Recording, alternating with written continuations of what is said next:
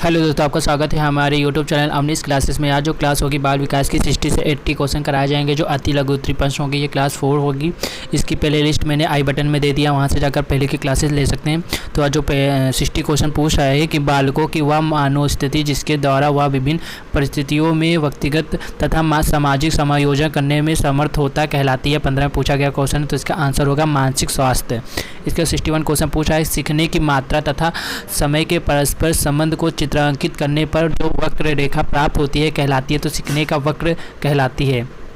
इसके बाद 62 क्वेश्चन पूछा कि जीन पियाजे ने बालक के संज्ञानात्मक विकास के अंतर्गत अंतिम अवस्था किसे माना है। तो जीन पियाजे ने बालक के संज्ञानात्मक विकास के अंतर्गत अंतिम अवस्था किसे माना है, 2015 पूछा गया है, औपचारिक सक्रिय काल को माना है। इसके बाद 63 क्वेश्चन है सीखने के किस सिद्धांत के अंतर्गत व्यक्ति संपूर्ण परिस्थिति के प्रत्यक्षीकरण के आधार पर सीखता है, तो गेस्टाल्ट सिद्धांत के हिसाब से सीखता है। इसके बाद 64 क्वेश्चन पूछा है कि सिगमंड फ्रॉयड द्वारा प्रतिपादित व्यक्तित्व विकास के सिद्धांत को कहा जाता है, तो उत्तर होगा मनोविश्लेषणात्मक सिद्धांत। और 65 क्वेश्चन पूछ रहा है कि एक ऐसा उत्पादक चिंतन जिसमें किसी समस्या का समाधान करने के लिए गत अनुभवों को नए ढंग से संगठित समायोजन किया जाता है कहलाता है, तो तर्क कहलाता है। तर्क करेंगे तभी वो चिंतन जिसमें समस्या का समाधान करने के लिए अनुभव या ढंग से संगठित समायोजन किया जाता है।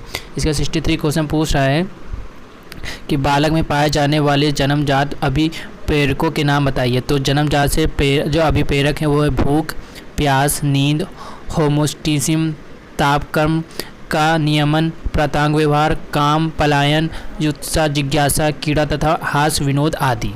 ठीक है। इसके बाद अब इतना भी लिख सकते हैं जन्मजात से भूख, प्यास, नींद, तापक्रम और नियमन और काम, पलायन, ये सब होता है। इसका 67 क्वेश्चन पूछा कि प्रातांक जो किसी पदार्थ को 2 बराबर भागों में बांटता है कहलाता है मध्यांक कहलाता है।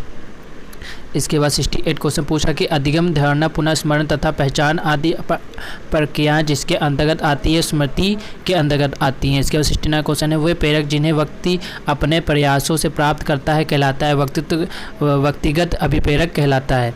इसके बाद 70 क्वेश्चन पूछ रहा है, ये 15-16 में पूछा गया क्वेश्चन है कि वह शक्ति जिसके कारण व्यक्ति अपने कार्य को करने या न करने के लिए बाध्य हो जाता है कहलाती है, तो प्रेरणा कहलाती है। इसके बाद 71 क्वेश्चन पूछ रहा है कि बाल विकास के अंतर्गत बाल अवस्था की अवधि कौन सी मानी जाती है, तो बाल अवस्था से 6 से 12 वर्ष तक मानी जाती है। शिक्षाविदों ने इसे प्रारंभिक विद्यालय की आयु कहा जाता है। जैसे कि क्वेश्चन आएगा 2016 में पूछा गया क्वेश्चन है कि बाल विकास के अंदर बाल्यावस्था की अवधि कौन सी मानी जाती है, तो बाल्यावस्था से 6 से 12 वर्ष मानी जाती है, जो शिक्षार्थियों के से प्रारंभिक विद्यालय की आयु कहा जाता है। इसके बाद 72 क्वेश्चन पूरा जिन पियाजे ने बालक के संज्ञानात्मक विकास की किन्हीं 2 प्रक्रियाओं का वर्णन कीजिए। तो पहला है सावधि पेशी अवस्था, दूसरी है पूर्व सक्रियात्मक अवस्था।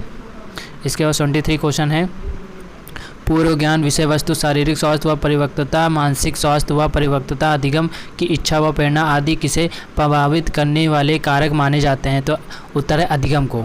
ठीक है, इसका राइट आंसर होगा अधिगम। 64 क्वेश्चन है पावलोव द्वारा अपने प्रयोग में पहले घंटी बजती थी फिर भोजन दिया जाता था, यह प्रक्रिया कई बार होने पर अंत में क्या पाया गया, इसमें बताइए क्या होगा। तो पावलोव द्वारा प्रयोग के संदर्भ में अंत में अनुकरण होना पाया गया, अनुकरण होना, ये आप याद करिए। ठीक है, जैसे कि क्वेश्चन पूछा जाएगा कि पावलोव द्वारा अपने प्रयोग में पहले घंटी बजती थी फिर भोजन दिया जाता था, वह प्रक्रिया कई बार होने पर अतः यह क्या पाया गया, तो पावलोव द्वारा प्रयोग के संदर्भ में अंत में अनुकरण होना पाया गया। इसका 75 क्वेश्चन है बुद्धि लंबी कितने लंबी निकालने का सूत्र क्या है, तो बुद्धि लंबी निकालने के मानसिक आयु गुणित वास्तविक आयु गुणित 100। ठीक है, मानसिक आयु फिर वास्तविक आयु गुणित 100। ठीक है, इसका 76 क्वेश्चन है CAT का निर्माण किसने किया, तो CAT का निर्माण लियोपोल्ड बेलांक ने 1948 में किया था। इसके बाद 77 क्वेश्चन है सीखने से संबंधित प्रभाव के नियम का प्रतिपादन किसने किया, तो जो सीखने के संबंधित प्रभाव के नियम के प्रतिपादन किसने किया था, तो थॉर्नडाइक ने किया था। इसके बाद 78 क्वेश्चन है अभिकृत अनुकुंड डाटा पदार्थ के अंतर्गत विषम संख्या होने पर माध्यिका ज्ञात करने का सूत्र क्या होता है, तो माध्यिका ज्ञात करने का सूत्र होता है m ब्रैकेट में n+1+2 ब्रैकेट 1 th पॉइंट। ठीक है, इसके बाद 79 क्वेश्चन है वक्तृत्व का वह प्रकार जिसके अंतर्गत व्यक्ति दूसरे लोगों, समाज के अन्य लोगों की प्रकृति के लिए सोचकर कार्य करता है क्या कहलाता है। 2016 में पूछा गया क्वेश्चन है, तो उत्तर होगा बहिमुखी वक्तृत्व वाला कहलाता है। इसके बाद 80 क्वेश्चन है नियमित दिनचर्या सबके साथ समायोजन, आत्मविश्वास, संवेदनात्मक परिपक्वता और आत्ममूल्यांकन की क्षमता किसका प्रमुख लक्षण है? तो इसका राइट आंसर होगा अच्छे वक्तृत्व का है। ठीक है, इसका राइट आंसर होगा अच्छे वक्तृत्व का है।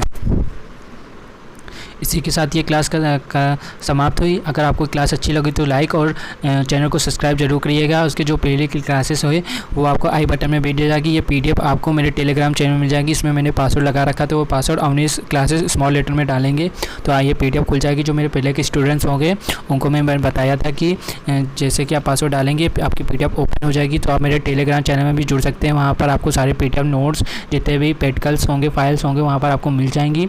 तो आपको चैनल को सब्सक्राइब कर लेना है ताकि आपको सारे क्लासेस और नोट्स आपको मिल जाएं।